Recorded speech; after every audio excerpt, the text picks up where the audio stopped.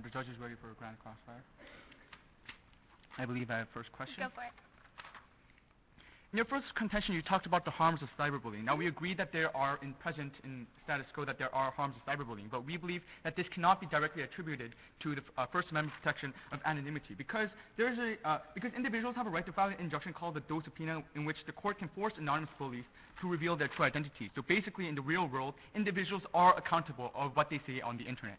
So what is the question exactly? Basically, can you prove to us why anonymity specifically is a problem or any reason for these harms of cyberbullying? For sure. So in our Fabio sticker card, we specifically tell you that anonymous bullying, both in a traditional sense and in a cyberbullying sense, was perceived as more harmful than not anonymous bullying. That means that anonymity exacerbates the problems of bullying.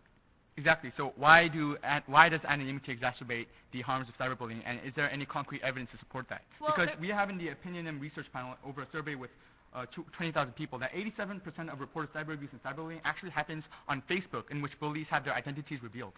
I understand what you're saying, but first of all, there's two things. First of all, the Fabio Stica evidence directly looked at victims and it spoke to them and asked them their opinions on how cyberbullying is perceived.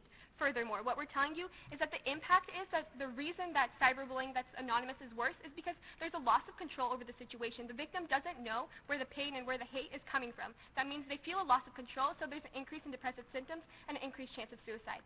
Now, may I have a question? Yes, ma'am. So in your first contention, you talked to us about whistleblowing, and you tell us that 40% of fraud came from 40% of fraud that was exposed came from whistleblowers. What percent of that came from anonymous whistleblowers specifically? I'm sorry, I might not have been specific with what I said, but what I meant was 40% of the fraud identified came from anonymous whistleblowing. All right, I understand. Would you like a question? Yes, ma'am. So you talked about public donations, but don't you, so anonymous donations. But don't you think that because super PACs, basically political action committees, have a very specific set goal in which kind of policy that these anonymous donations support, basically what kind of information do the voters actually need if they know that these donations are used to support a specific goal? I'm not sure what you mean. So basically, what's the problem of these super PACs existing, and what's the problem of these donations being anonymous? Well, remember we read to you that because there's big donors to super PACs, Americans trust the government less. It doesn't matter if these anonymous donors are actually impacting the way elections turn out, or they're specifically getting someone elected or a policy elected. Because Americans perceive that they have an impact on elections, they trust the government less, and 41% of respondents don't even think their votes matter because of it. So basically, what you're trying to state in your second contention, the harms, is that the trust of the voters go down and that the voter turnout goes down. Basically, that's one of the harms. And the second harm we tell you is that the Alan Gerber evidence tells you that specifically increasing money for an incumbent or for a challenger increases the chance that they win and their opponent loses. Okay, thank you. Could I see the evidence that 40% of fraud came from anonymous whistleblowers, please? Sorry. Right. Yeah, that's the end of crossfire.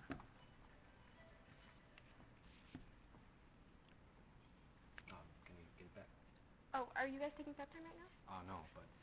oh, do you need it for your prep? I'll take it after then.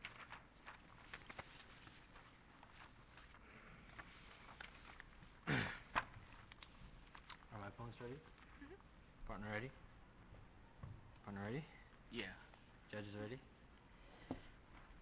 All right, Mr. and Madam Speaker, ladies and gentlemen, we think that the biggest problem coming from team opposition is that the harms that they bring to the table today in today's debate are not actually unique to anonymity in the first place. We think that all of the harms that they talk about, first of all about hate speech online, and secondly about the harms to democracy, are not really, they never prove the causative linkage with anonymity in the first place. And as a second negative speaker, I'll be going into the specifics and taking down the contentions coming from team opposition.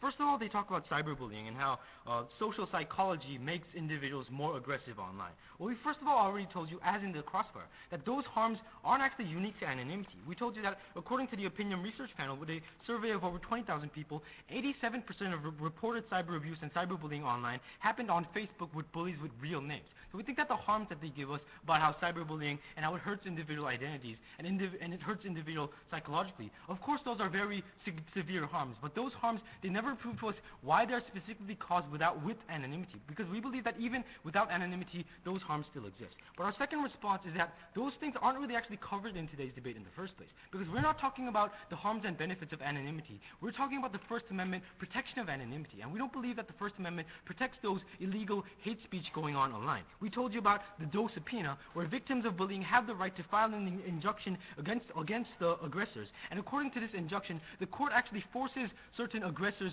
to actually reveal their true identity, so they're not protected by the First Amendment protection of anonymity in the first place. So we don't really believe that those harms that they give us are actually related to today's debate in the first place. But our third response is that we believe that actually anonymity is actually used to counter bullying in certain cases. According to journalist Ray Junko on Wired.com, he writes that research has shown that anonymous online bystanders are more likely to intervene when they witness bullying. Ladies and gentlemen, this is because when in real life when we see bullying, we're often reluctant to actually intervene because we fear that we might get retaliated against, we might get bullied also. But online, in the anonymous cloak, individuals are less reluctant to intervene because they're psychologically motivated, because they have their identities protected because of anonymity. That's exactly why we think that this is a unique benefit coming from anonymity. So thereby, the harms that they talk about cyberbullying and hate speech, we don't really think that they're unique, nor do they come from anonymity in the first place. But let's talk about the second issue about the harms to the democracy and the harms of super PACs. To this, we primarily have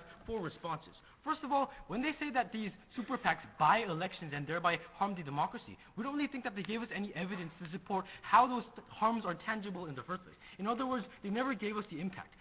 We already told you that these super PACs, these political action committees, they have a specific goal, for example, supporting a specific policy or a specific political group. Thereby, when they actually have a actually specific purpose and the voters actually know that purpose, we don't really see why that is harmful just because we don't know who's actually making those contributions in the first place. But our second response is that those harms also aren't really unique to anonymity, because even in the status quo, it is completely legal for individuals to donate money to a political cause as long as you make it with your identity. So their point about how the rich are making influences on the politics, it still happens without anonymity. Thereby, we don't really think that anonymity has a causative linkage with those harms. But our third response is that their point about how this is a significant harm to voter knowledge is not really true. According to the 2014 policy primer by the Center for Competitive Politics, research on the effects of mandated disclosure suggests that with information that is voluntarily disclosed by a campaign, disclosure of such kind of information about super PACs brings virtually no marginal benefit on voter knowledge. And other studies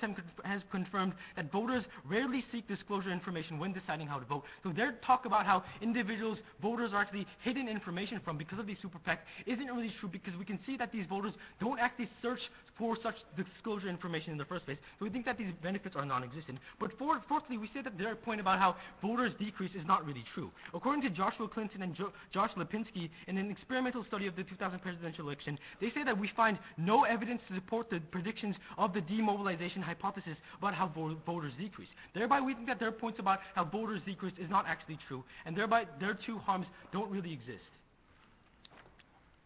Can we see the piece of evidence that said that 40% of whistleblowing was anonymous? Okay.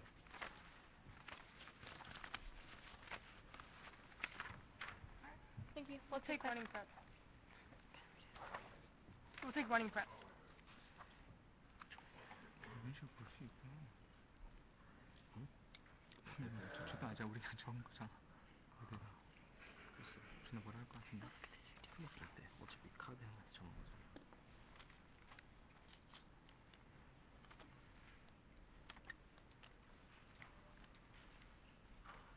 All right, we have 1 minute and 34 seconds remaining.